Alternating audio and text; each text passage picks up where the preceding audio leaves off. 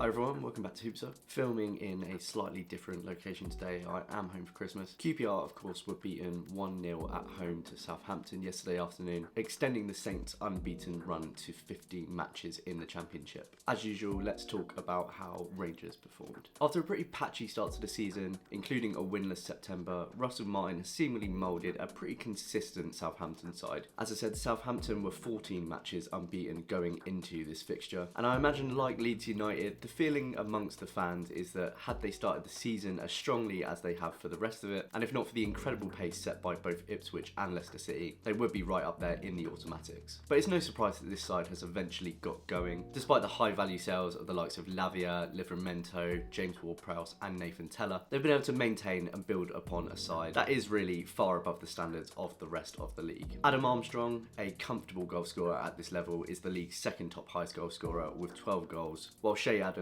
and Samuel Edozie both have 4 goals each. Carl Walker-Peters is of course another player who is far above the standards of this division, and one that is a big threat for Southampton down both channels. So with Premier League quality littered throughout the side, I was interested to see how Marty Cifuentes was going to set Rangers up to cope with this team. He made 2 changes to the side. Lyndon Dykes returned to the starting lineup for Sinclair Armstrong, and Paul Smith would make way for Chris Willock. More or less as strong as a starting lineup as we can put out right now, though I was gutted not to see Steve Cook in the squad. We are a much better team with him in it, and he has been in the starting 11 for all but one of our 5 wins this season. Now in the first half, until the Southampton goal, we did hold our own and at times looked the more threatening of the sides. We pressed well and showed a level of intensity that was more akin to what we'd seen in the 3 successive wins, and we were matching one of the most consistent sides in the league. Elias Chair, no surprise, was the danger man for QPR, with his bold attempt to chip the keeper from the halfway line, channeling his inner David Beckham, just narrowly sailing over the crossbar. He would cut in again on the edge of the box later in the half and force a low save from Bazunu.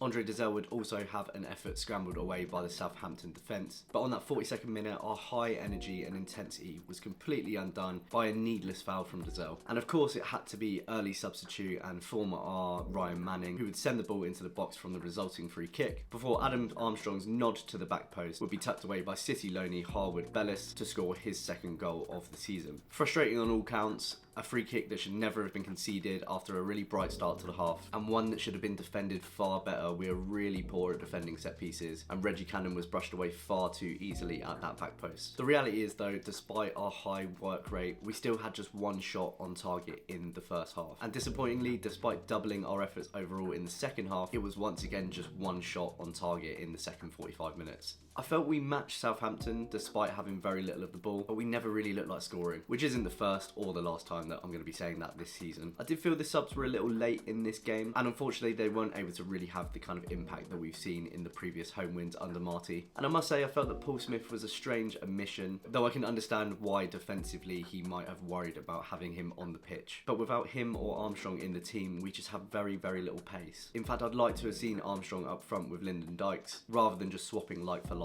The reality is we just don't score with 1 striker up top. We need more bodies in the box attacking the ball. I can't help but feel that having another man in the box with Dykes to pull away a defender, much like when Charlie was on loan for us a couple of seasons ago, will benefit Lyndon Dykes. Speaking of Dykes, I can see that we've returned full circle on the narrative that he doesn't get service into the box, and I'm just really not sure that I completely agree with that, to be honest. Yes, Chair holds onto the ball for too long sometimes. Yes, the quality of crossing isn't incredible, but there were multiple crosses yesterday that sailed over the heads of the strikers because they just don't attack the ball. Both Dykes and Armstrong don't know where to stand in the box and just don't seem to have that natural striker's instinct. This wasn't a bad performance, but much like Ipswich and Leicester at home, it was one that came down to a single moment, and those are the fine margins in this league. This isn't a loss that we'll be looking back on as season defining by any means, but once again it really highlights the need for reinforcements in January. This squad is not enough to keep us up. Marty does seem to be hinting at the possibility of incomings in January, and I really do hope that we have the ability to make some additions, because a striker is an absolute non-negotiable. After 3 wins on the bounce, we've now gone 3 matches scoring just 1 goal. I am confident if we can get an experienced and natural goal scorer into this team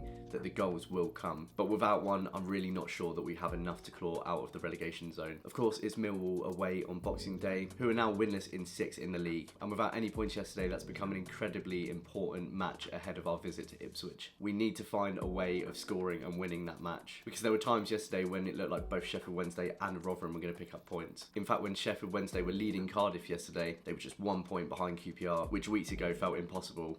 And it shows you just how quickly it can change in this league. Anyway, onwards and upwards. Hopefully we can pick up some points away at the Den on the 26th. As usual, thank you so much for watching. Do let me know what you think in the comments, and please like and subscribe if you haven't already. My Millwall preview will be up tomorrow if you fancy some Christmas Day viewing. Have a lovely Christmas, and I'll see you next time. Cheers.